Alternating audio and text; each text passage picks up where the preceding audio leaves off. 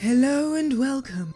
Grand Line Waifu is here now with a new review. It won't all be this calm and poetic review, but haiku are fun. Do you like haiku? Give me a thumbs up if so. But do not worry, there's no way I'm keeping that up for an entire review. I can't threaten anyone, I can't make any Hisoka references, I can't even troll Liam if I'm speaking haiku, so we're definitely not sticking with it because trolling Liam truly adds spice to my life in a way no other thing does. It's how I show my love, which is very different to like murdering everyone involved in decimating my people as my eyes glow a fierce red. Here's looking at you, Kurapika. Let's discuss episodes 40 and 41, shall we? Spoilers ahead. Episode 41. We return to our good friend Kurapika for the start of this episode, and it's a quick battle to find out the guy I thought had sideburns like that dude from One Piece's eyebrows, are they related, is a plant. Not a tree or bush or shrub, but planted there by the boss who is engaging in nefarious kidnapping affairs to make things more difficult for the people involved. Kurapika and Melody both pick the other guy out. Hang on, what's her name? That other chick kisses him to turn him into a dog like those he trains, and Haiku cool dude Basho decides to get involved with a haiku, making poetry cool. Speaking of haiku, music. Heart reader. Oops, turns out she is a she. Interesting to watch. Melody then. I tend to jot down notes for episodes as I watch them so I can remember the things that stood out to me. It's why I make so many mistakes. Often, I'm only watching once to get my first impression and then writing whatever that is. My notes about Melody are as follows. Strange rat person. Music heart. Melody reader? She, not he. It reads like poetry. Oh, hang on. I should probably read it like poetry. Strange rat person. Music heart. Melody reader. She, not he. It reads like poetry, despite the fact that they were my first impressions of a character I suspect, based on the way she was introduced and the insight she had, will become quite important to Kurapika, unless she's immediately killed in the next episode. Who knows? This series can be kind of Game of Thronesy sometimes. There'd better be a more satisfying ending or I'm going to buy a pie and throw it at Liam's head. Liam, you have been warned. Just saying. The range of new characters will probably become relevant very soon, as I suspect now Kurapika is going to meet his friends and these other people are going to keep turning up in unsuspecting places. Melody seems to have particular interest in Kurapika though. Will she just trail him? Why is she interested in the contract? She very specifically asked for this one. What does she want? She doesn't want or seem to want Kurapika's eyes. I mean, there's a part of me that expects her to try to eat them with those teeth. I'm sure she's a beloved character, but she reminds me of all the Enid Blyton Noddy characters I read as a child, and so I expect her to be a toadstool person rather than what seems like a really insightful character who can hear the rhythm of people's heartbeat and probably manipulate it once she connects to it. That's what I'm hoping. As for Haiku Man, making haiku cool. Very expressive eyebrows. Doesn't seem evil. But then who could write haiku and be evil? Myself excluded, that is. Not that I'm evil. This may be a lie. I adore the use of offensive art. Not offensive in terms of offending people, but offensive rather than defensive. The idea that you can attack with poetry is really very powerful as a concept.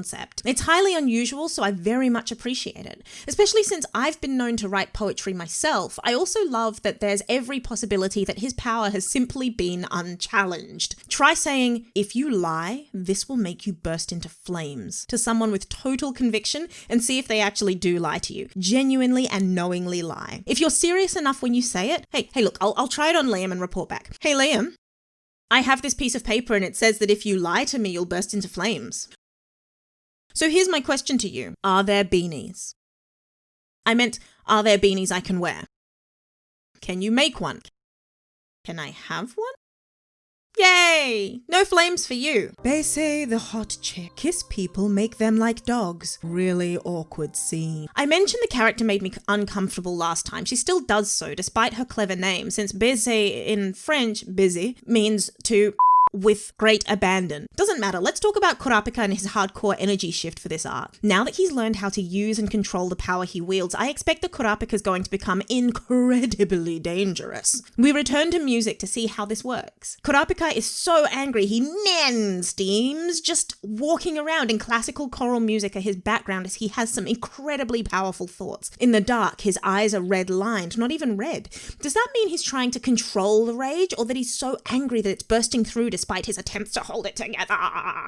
What happens when that dam breaks? And why didn't we finish on this image? It would have been incredibly powerful to end on Kurapika coming into the realization that he's the closest he's ever been to his life goals. But instead we cut away to the farm where Piggy's helping us tie up loose ends with the help of his perfectly spot-lit whore. Why the whore? Who knows? It seems like the most out-of-character situation to have occurred. This presumable nerd with sex dolls and crumbs. I am also nerd. I do not possess sex dolls, though I do have crumbs. Some things translate well. It's not just that, though. There's a lot of jumping at the end of this episode where I feel we could have stayed with Kurapika. I know we need to bring everyone together, but it felt more like a distraction than anything, and we still haven't seen Leorio. Bring on episode 41. Let's see where our student's at. Episode 41. Okay, no Leorio still, but where is Killua getting those fancy digs from? Really now, how does he have so many outfits given he never walks around with them? Are there magical pop-out clothes, pocket clothes? Maybe they fold out. Maybe Gon's carrying his luggage in that backpack he has. Oh wait, where's Killua's bandage satchel? He had that, right? This entire episode, I'm not going to lie, was very confusing. We were introduced to a range of new people and I could see what was happening on a grand scale. Each group is coming together in York New City. That sounds weird in my head and in my mouth. Each group is coming together in York New City, and that's good, but the intricacies of the whole thing really flew over my head. On a first watch, and I admit I'm unlikely to watch this episode again before this, my review, goes to air, but this is what I got. Everyone is coincidentally after the same thing. They all want to be involved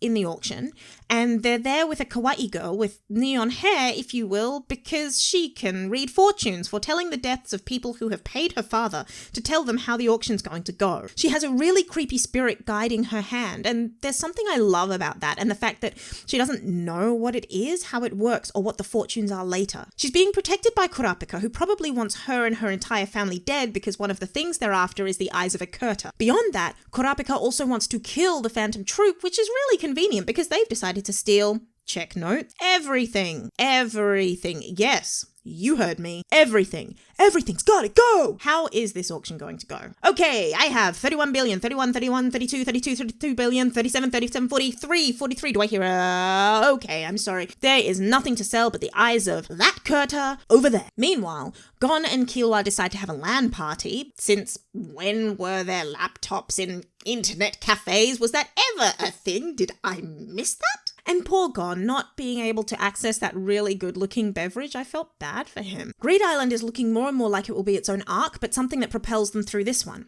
It's good motivation. It also turns out Killua's awful at stock markets and basic eBay insight. How he can be such a great assassin, have such good insight into those lying, then get so easily scammed out of like 350 million, Officer Jenny, is very far beyond me. We've never been exposed to the ranks of procurement, so as with everything in this episode, it was a crash course in terminology for this world. Overall, I struggled with it, particularly given the pace that was set for so long. It's not that I'm incapable of taking in that information, it's that until now I haven't needed to or been reinforced for doing so. They've offered and re-offered information, and it's often been so immediately used that I haven't soaked it all in. It's like the difference between asking a student to turn up for and listen to a lecture and read a textbook. It feels like this episode was a textbook, and while there will be a lot of interesting and engaging information contained therein in future, the fact that two members of the troupe decided to fight along the way, the fact that the troupe replace members as they go, the fact that when Neon or her dad get mad at people, they get vacuumed, are not as significant to me as they otherwise would be, I think, with a second or third watch once the arc is over. Essentially, there was so much sensationalism in this episode that I struggled to hold on to the important information. All of it was important and all of it seemed key, and so it lost the sensational aspect I wanted from it, yes. We got a huge number of names that I feel like I'm supposed to remember, and I'm good at names and I'm good with people, but even for me, it's a difficult mental situation to be in. My overall takeaway from the episode is to simply watch, wait, and see. As someone who likes to be engaged in what I'm watching, either I need to take a step back and just see how it goes as a whole, because there are going to be some serious shenanigans, or I'll experience overwhelming anxiety as I go back and write the names and functions of all the characters in each faction involved in this heist of complicated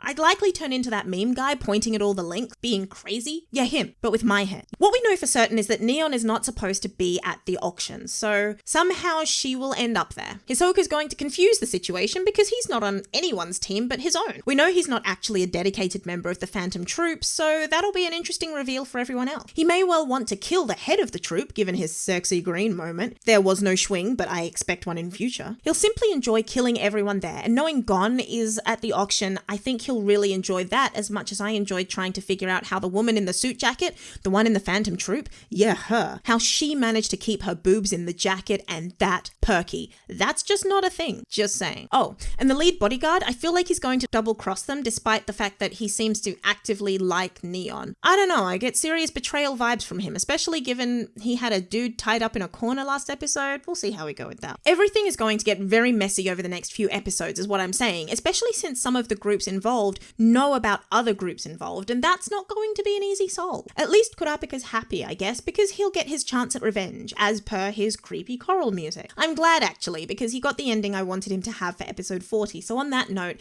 let's end this episode on a beautiful memory of Kurapika being the most humane he will be for the rest of the series, I guess. I expect him to be neck deep in blood by the end, not just wading. Swimming. And on that fun note, that's it from me. If you've enjoyed this detailed imagery and want to hear more about beanies, haiku, and other stuff, click here. If you want more, click here. There's a subscribe button and a like button and a dislike button and a Discord, which doesn't sow Discord, but hey, click it. Help, I'm rambling.